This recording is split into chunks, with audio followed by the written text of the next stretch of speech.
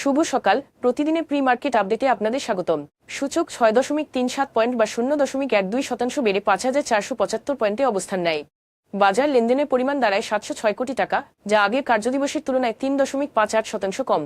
মাগুরা গ্রুপের কাগজ প্রস্তুতকারী দুটি ইউনিট, মাগুরা মাল্টিপ্লেক্স এবং মনস্কুল বাংলাদেশ, নতুন উন্নতমানের যন্ত্রপাতি স্থাপনে 11 কোটি টাকা বিনিয়োগের ঘোষণা দিয়েছে।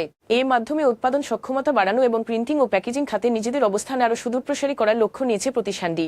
এফসিএস হোল্ডিংস ইয়াকিন পলিমারে 21.50% শেয়ার অধিগ্রহণের পরিকল্পনা ঘোষণা করেছে। এই পদক্ষেপের মাধ্যমে প্রতিষ্ঠানটি পলিমার শিল্পে নিজেদের অবস্থান বিস্তৃত ও শক্তিশালী করতে চাইছে।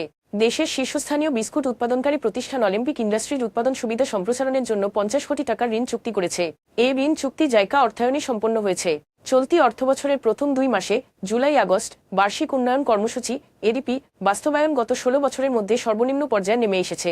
এই সময়ে ব্যয় হয়েছে মাত্র 5,715 কোটি টাকা। এখন এ পর্যন্তই। ধন্যবাদ।